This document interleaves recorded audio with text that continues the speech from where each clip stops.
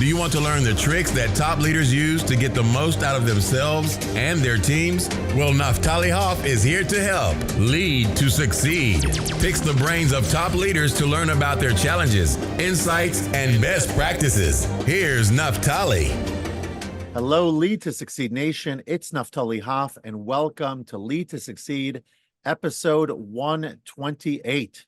Today, I have the pleasure of speaking with Cynthia Kay. Cynthia is the founder of Cynthia Kay and Company, an award-winning media production company, an author, speaker, and an expert in small business leadership. That expertise comes from over 3 decades of building her own company.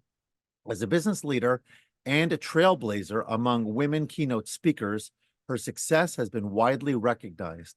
Cynthia works with current and aspiring business leaders across sectors, industries, or growth stages to help them achieve their goals. She is the past chair of the National Small Business Association.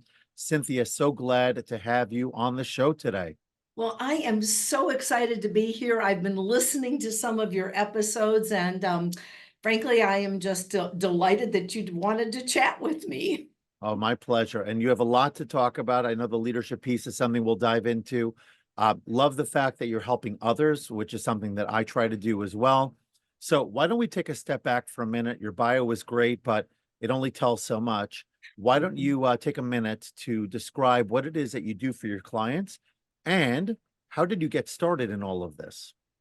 You know, it's so interesting because I think when you're young, you have a vision of what it is that you are going to do. And in my case, I was going to be a singer. I was going to get a degree in music, and I was going to sing for my supper. And while I still love singing and I have a degree in music, along the way, I got a little sidetracked. And I started to develop an interest in media, in TV and radio. And so along about my sophomore year in college, I got a double major in television and radio. And then when I had to choose between music and television, I went the television route, and I loved it. I learned a lot about it, but I discovered it wasn't my true passion. And so after about 13 and a half years of working in broadcasting, I did what a lot of people do, which is I decided to bet on myself, and I opened a media production company. And today we are 35 plus years, which in my industry is quite a long tenure. I would imagine. And so what is it that you do for your clients today? So we often, I like to describe us as the communication arm, the back shop of companies. And we work with large global giants, Siemens Industries, Cisco Technologies, Underwriters Laboratory. But we also work with very forward-thinking small businesses and nonprofits. And we become the people that tell their story. And that story could be told through video, through graphics, through animations, but we have a whole capability where kind of you can think of us as a little mini TV station and design agency, and we create the things that people use to sell their products, recruit people to them, really do anything in that communication realm, which is why communications to me is so important.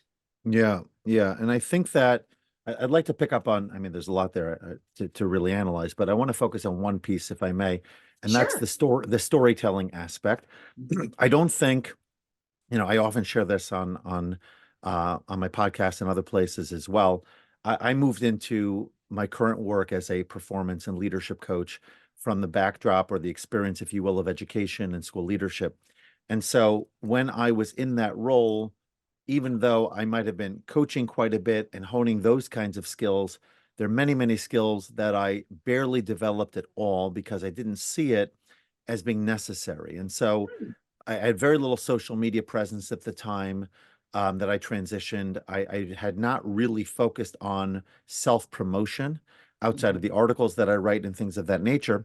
And so one of those pieces that was, I guess you'd say, insightful for me, or something that I had not really thought about, was this need to be able to tell a story, was this need to be able to talk about where I was in the past and the failures that I experienced and how that helped me to become a better coach today and a better professional and confidant and whatnot.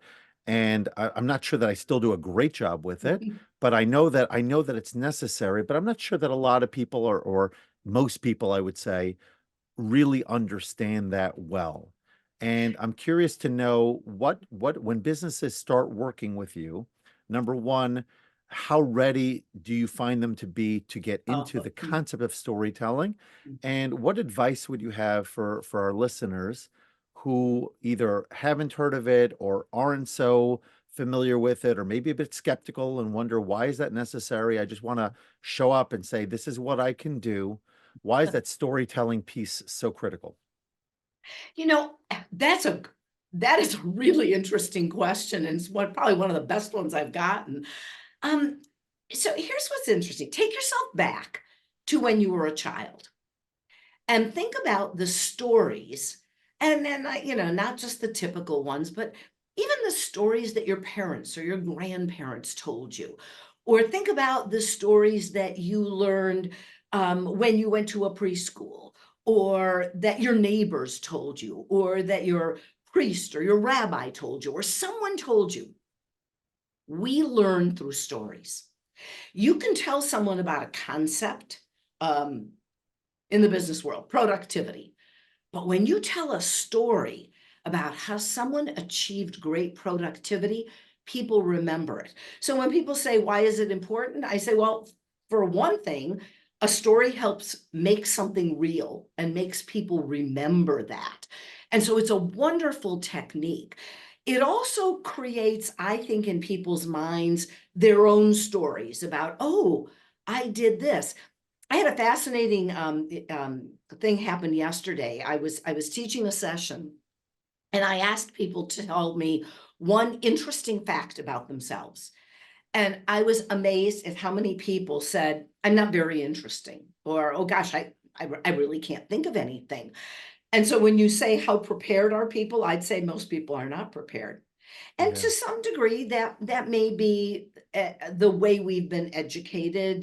Don't brag, don't talk about yourself, don't talk about what you do. But I think that we need to maybe change that focus, because you're not bragging, you're sharing a story that will help someone else. Yeah, and it's almost we feel like it's maybe people engage in self-deprecating Yes. mindsets of like, I'm not really worthy and all of that. Yeah. But let's take it a little bit further, because yeah, I mean, I think people are not necessarily ready for it. And yes, we do learn better with stories, but let's not let's talk about what would often feel like a faceless enterprise. So you mentioned some Mm, corporations, for yeah, example, or even some corporations. businesses, right? So businesses, maybe small businesses might be easier because there's often a mom and pop, so to speak, associated Mhm. with it. You know, um, family name X's bagels or auto Mhm. repair or whatever. Um, but once you're dealing with faceless, larger enterprises, and they have to go through the process of telling a story, how do you guide them through Mhm. that process? And how do you ensure that they achieve what I would think of as relatability and the Mhm. ability to say that as a result of that story, I want to be part of the Yeah. journey together with them, as opposed to, let's say, their competition.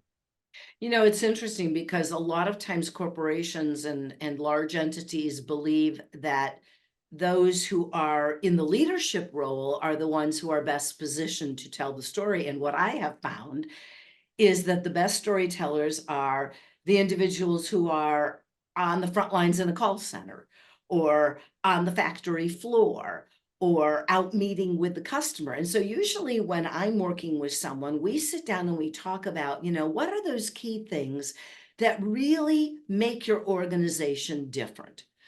And who are the people who embody and make those things come alive? And often what they'll say to me is, oh, well, that might be Joe who's on the factory floor, but he's not really a very good speaker. And I'll go, you'd be surprised.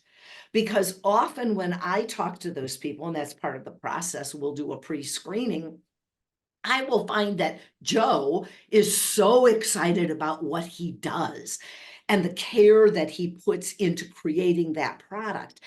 And so when we see those things, and when I show companies that, what they come to understand is that really the people make the difference, and that connection of people is important.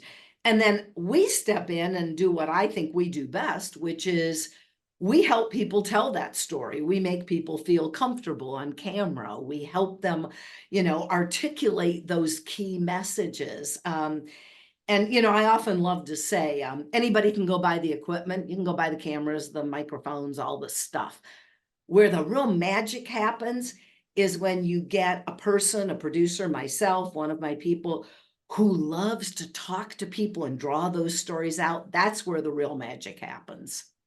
Beautiful. So I actually want to ask you a question pertaining to that, because I feel like we've been talking mainly about, let's call it outward bound communication and messaging and storytelling to customers and the community at large.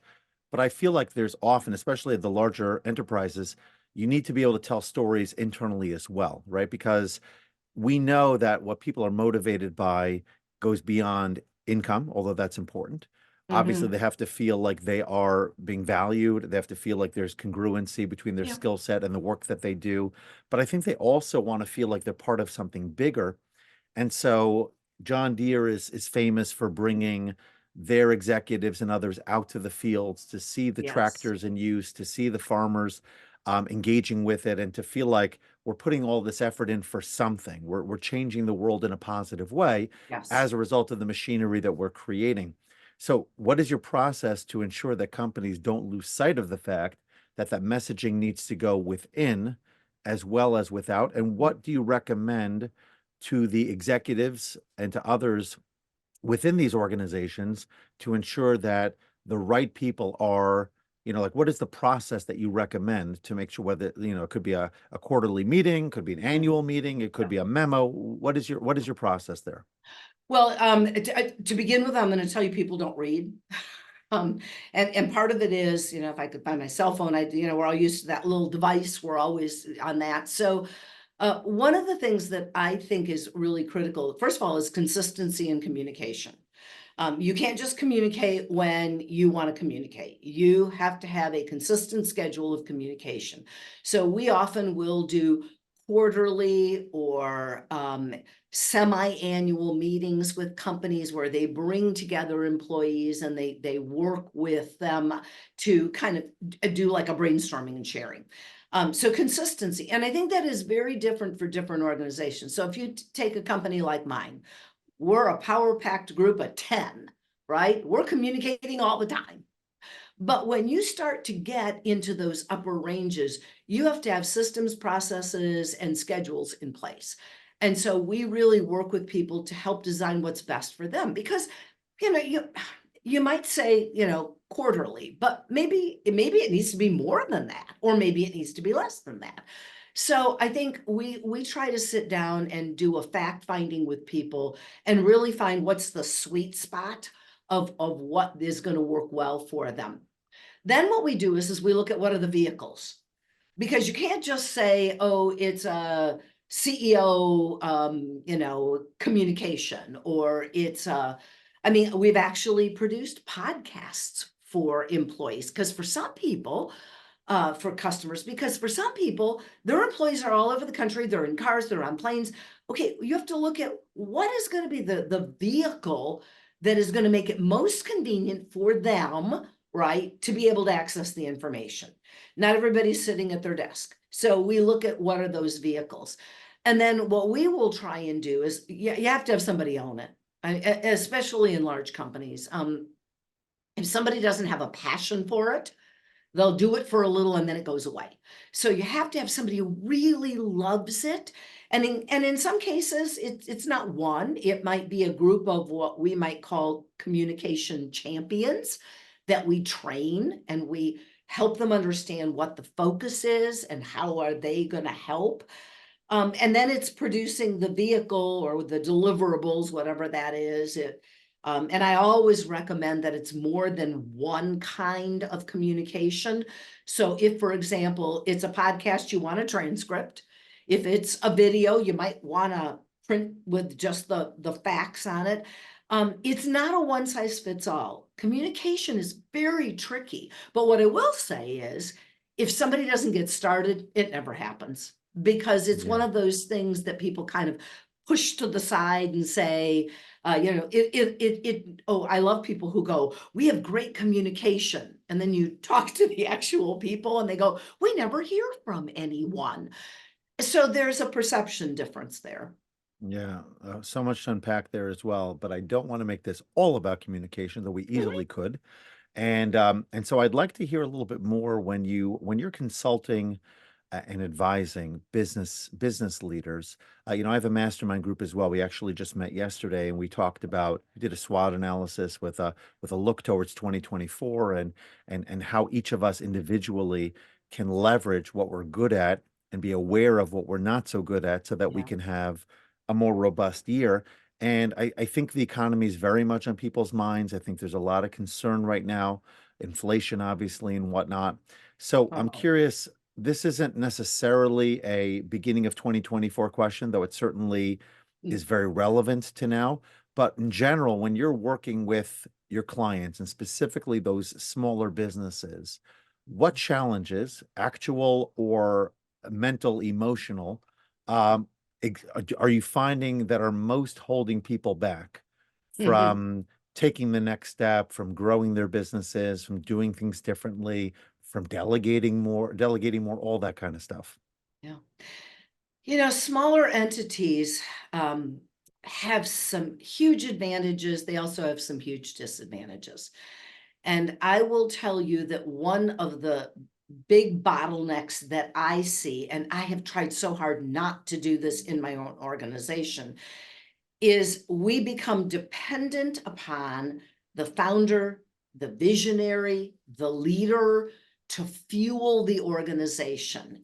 You've often heard the saying about small business owners wear lots of hats, right? They do everything. Yeah. What I find as a big issue is they become the bottleneck. And part of that is because they, well, I started the business, I grew the business. It's kind of my baby, but you know what I've learned? What I've learned is the business is not me. The business needs to be able to, as I like to say, go on if I get hit by a bus. And what that means is that I have to elevate all of the people around me. And I think some people are afraid to do that because they are afraid of becoming irrelevant. They think that if I don't have control of everything, what I love to do and what I teach, not just my direct staff, but I teach them to help the new people coming in, is I say to them, if you can literally pour everything you know into that person you're working with, your colleague, that means you get to go do something new and more interesting. And so having that consistent understanding that you can't do it all. I mean, you can, but you won't do it all very well. I think that's one of the challenges that small business owners specifically have. I also think that they don't think big enough. I really do. I don't think they dream big enough dreams. When I started, and I started with small local customers, I said, someday I'm going to work for global giants. That was my dream. And people laughed. They were like, really? You're in Grand Rapids, Michigan. How are you going to make that happen? And I made it happen. I did it. But I focused on it and I put systems in place and I put myself in places where I could meet those people. So you can't be afraid to dream big and then maybe take some risks. I mean, and everyone's level of risk tolerance is very different. I don't want to say to people who want to keep an organization small, don't do that. But I also want to say, understand that that's a lifestyle business. If you're growing a bigger business, it's a whole different thing. So you kind of have to know what you're doing. And then I think the last challenge, I believe, for business owners is to know when to get out of the way, when it's time for you to step out and to move on to your next adventure. Nice. So I do want to ask one follow-up question, then I got to Yeah. get into some other areas, which I know you'll have a lot to say on as well. And that is this piece about thinking big. So Yes. it's all fine and good. Cynthia Kay had this vision for herself, and we all like stories that end well. And of course, it's easy to Sure. think backwards and say, well, 30 years ago, whatever it was, I had this vision and I made it happen. But for most people, they're in the front end, so to speak, of that process, not on the back end with like Mhm. you're like looking back. So what advice would you give to someone? How big is the right big? Sometimes big is too big. Yeah. The right big, both in terms of what's realistic, but also in terms of making sure that people don't get discouraged because they grab or they try to grab it so much, or they have such a lofty Yeah. goal that they're not seeing traction. Next thing you know, that they really don't believe that they have the ability to go further. Okay, so before once you decide that's what you want to do, you want to think big. There are 2 or 3 things that you need to do. For one thing, you've got to build the infrastructure in your business, because you can get that chance with that big customer or that big opportunity, but if you can't deliver, you're done. So a lot of times people will, think, oh, I need a big social media campaign, or I'm going to go out there. Great. But what have you done inside first to be sure that you have the systems in place? Have you hired the right people? Do you have the technology infrastructure in place? Right? Are you really clear about who your ideal customer is and what you're going to need to do? What are you willing to do when that opportunity comes to you and you have to ramp up quickly? Got to get that in place first. I think sometimes people want to jump right ahead to the opportunity. That's great, but you have to do those things. I had slow and what I would call steady growth for a lot of years. I spent a lot of time making sure I had the right people, making sure that the capabilities that we built were good. So when we got that opportunity, we were able to do it. So I think that's the first thing. I think the second thing is that you have to really invest. So invest in your people, invest in your training, understand that if you don't train them well, everything will fall back on you. So I've paid for training for people to go and get trained on communications and broadcast systems, and we consistently do that. So making sure you have that. But then I think the other thing is that, and this is where people, they think it's so easy to network and to get to know people. No, you have to really want to get to know people and understand them. And so I go to conferences, I speak, I've written books that have opened doors for me. Um, I've gone and lectured to schools. I mean, it's, you really have to put yourself out there. I think it's different for every organization and type of business, right? But mastermind groups, you mentioned that. That's a fabulous way to make connections with people. I'm part of a group right now called the Human Gathering, where these are people I would never have met if I had not joined this group. And it's not all about business, right? It's not about me making a connection with someone and selling them something.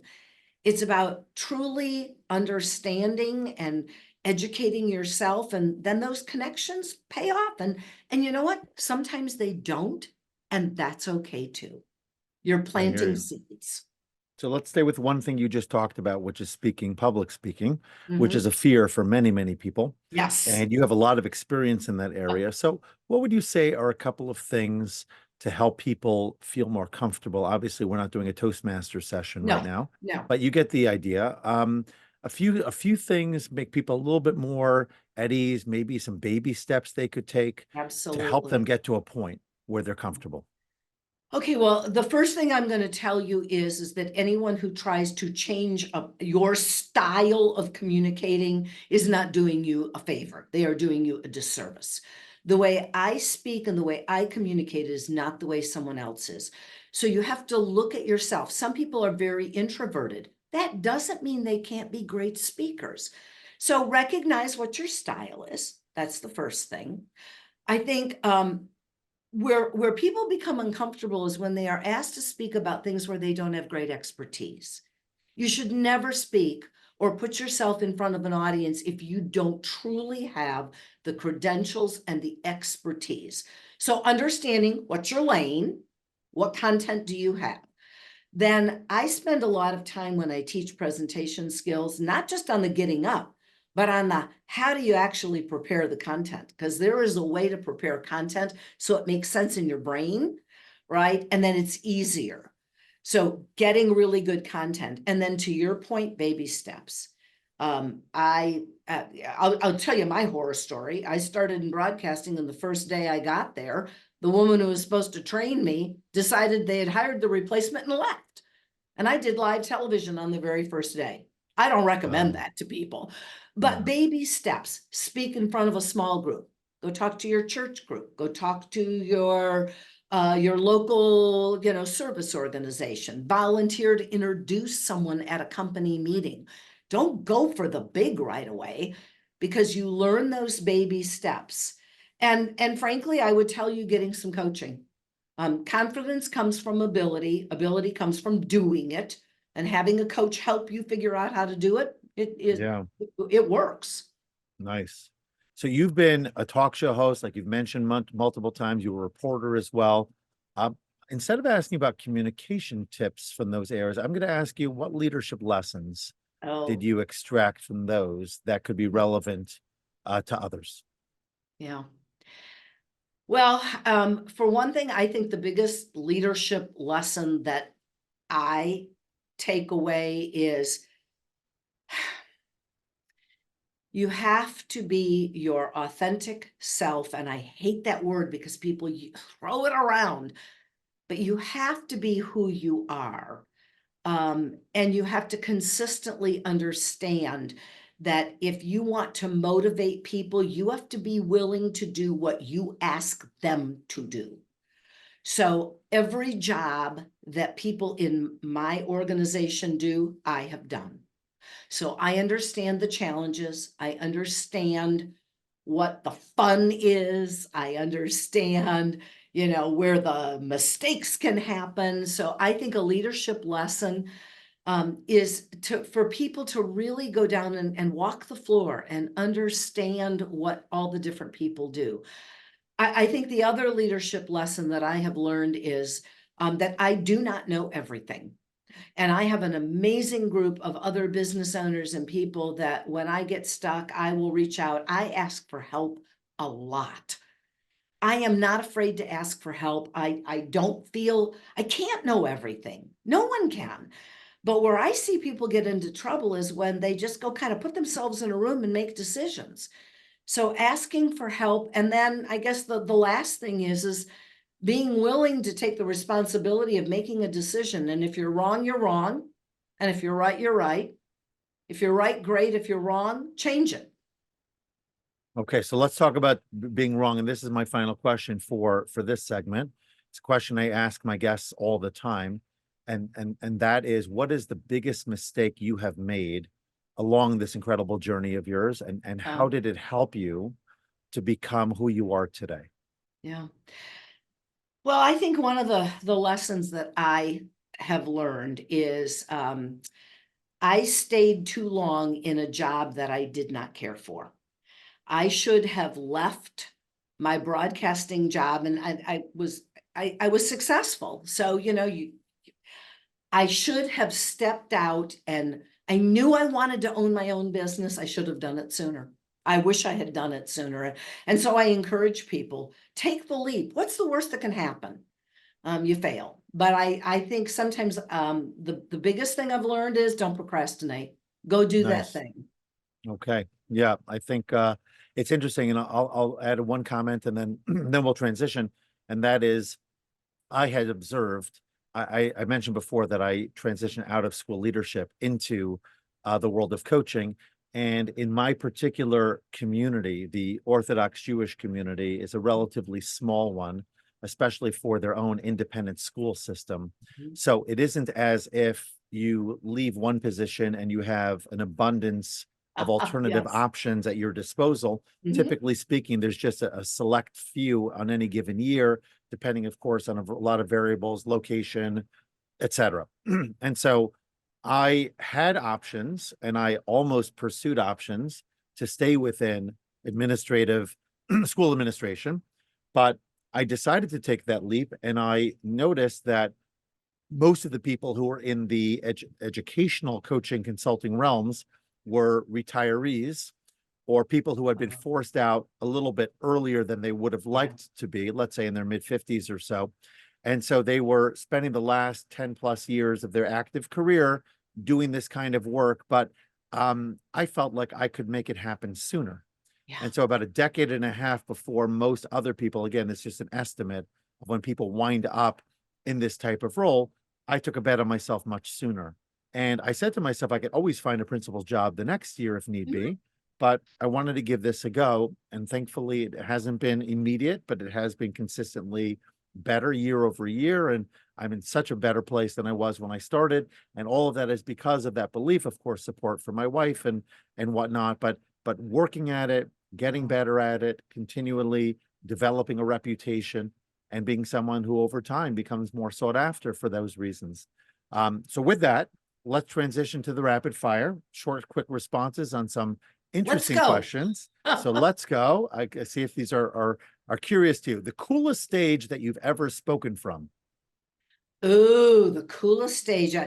Well, I testified before the Small Business Committee of Congress. Ooh. Okay, what'd you testify about? The state of small business and the challenges that we face. Got it. Okay, we should bring them on the podcast too.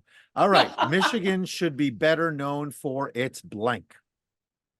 Oh, Greek food. I was going to say blueberries, but okay, Greek food will go. Blueberries works too. I used to live in Chicago, so we used to go to Sawyer and, and do our blueberry picking every summer. 3 things we should all do before starting our workday.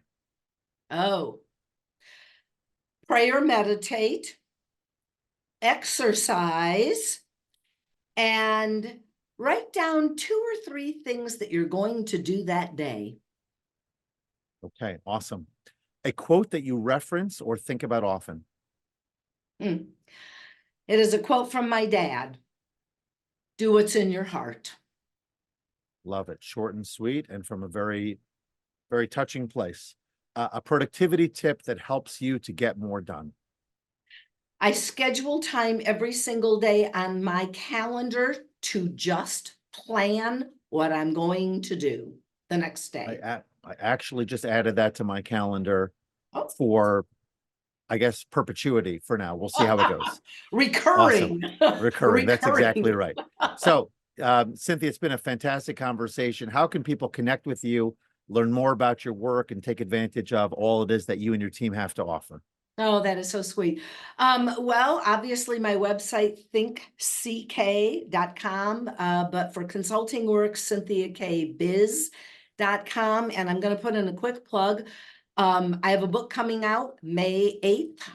It's actually on Amazon right now. Small Business, Big Success.